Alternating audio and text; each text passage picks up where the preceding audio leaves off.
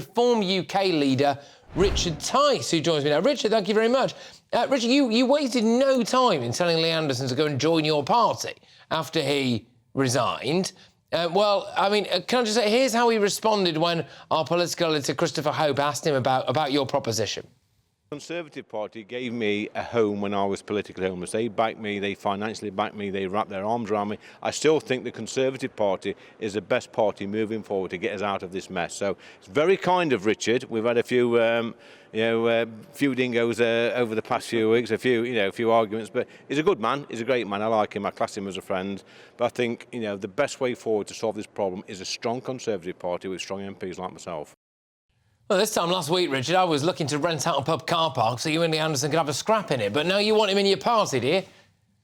Listen, well, I'm pleased to say, as I said to Chris Hope a bit earlier, which invited that question, that obviously we have a very strict vetting process in Reform UK, but both Lee Anderson and Brendan, they passed that strict vetting process, so that's past first base. Look, I was up in Cumbria last night and Skipton the night before campaigning, and I'm telling you that up and down the country, the people want the boat stopped, but they have no confidence that this Rwanda plan in any shape or form, firstly, they don't think it'll pass the House of Parliament, and even if it did, they don't think that anybody is going to Rwanda. This is a whole load of noise, Frank Patrick.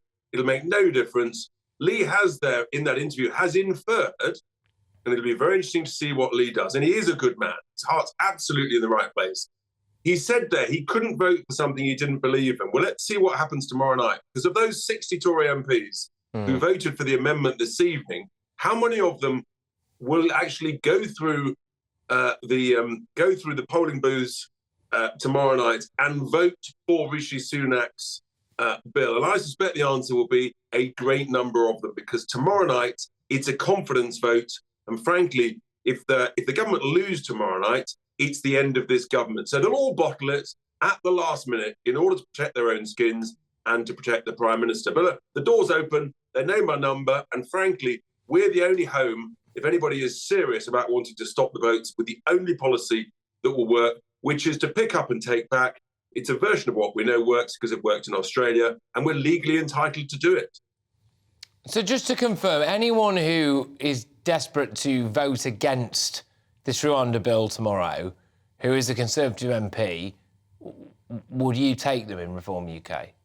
Well, obviously, Patrick, as I said, they've got to pass our vetting process, and there's a number of people, excellent people, who clearly would do that. And there's no greater sign of your commitment and your determination, actually, to defend our borders, to protect British citizens, and wanting to stop the boats, by saying that the Tory party are not going to do it, because they're dominated by left-leaning Social Democrats, the One Nation bunch that Sunak is frankly a member of himself and terrified of, and they will win the day. And this is going nowhere, absolutely nowhere. All the noise, all the kerfuffle, it's going nowhere. No one's going to Rwanda except Home Secretaries and hundreds of millions of our cash.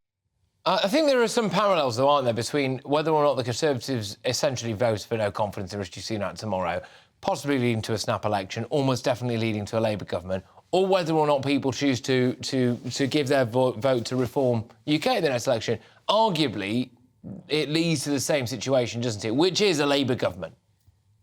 No, what a vote for Reform UK does is to say that actually we don't want socialism. We don't want the two main parties and their versions of high taxes, high wasteful government spending, mass immigration, pro-net zero. It's all a catastrophe for the country.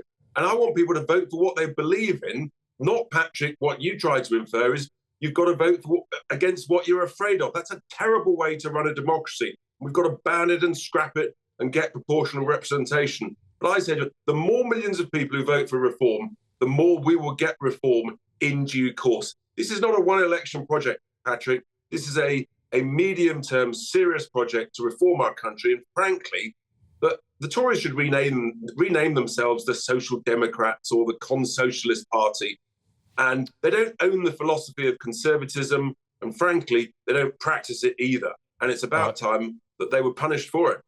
All right, look, Richard, thank you very, very much. That is Richard Tice there, the leader of Reform UK, who earlier on offered Lee Anderson the opportunity to go and join the party. Obviously, as he was very clear on there, Lee Anderson does pass the strict vetting process.